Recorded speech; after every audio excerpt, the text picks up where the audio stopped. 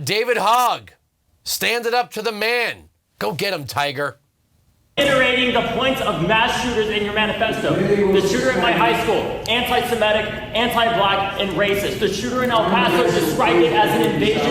Guess what? Those guns are coming from the United States of America. They aren't coming from Mexico. They are not coming from Mexico. You are reiterating the points of a mass shooter, sir. Sir, you are perpetuating this violence. You need to realize this is not about a Democrat or Republican. Stop these things now. Go get it. Mr. Chairman, didn't you just interrupt the official proceeding? Yeah, that would be gentlemen.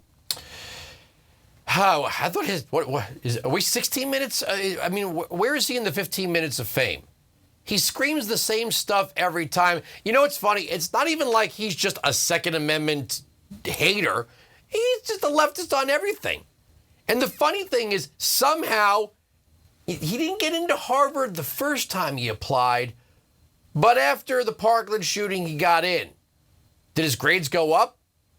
I remember Kyle Kashev, he applied. He didn't get in. He was the one that also survived the Parkland shooting, but remained pro-Second Amendment.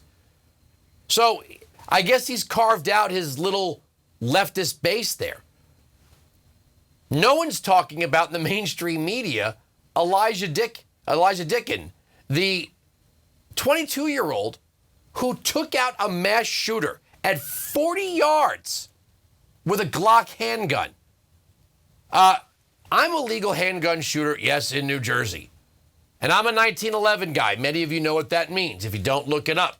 40 yards, even with a 5-inch barrel, 45 ACP is still a tough shot, even if you're a regular shooter. Turns out Mr. Dickin got his concealed weapons permit last year and has no military or law enforcement training. And it's driving people like David Hogg crazy because they deny the concept of the good guy with a gun. Well, in that mall in Indiana, we saw exactly what it means when there's a good guy with a gun. Again, 40 yards, no military training. You know how many officers, fully trained law enforcement officers, government-trained law enforcement officers were at Uvalde? 367.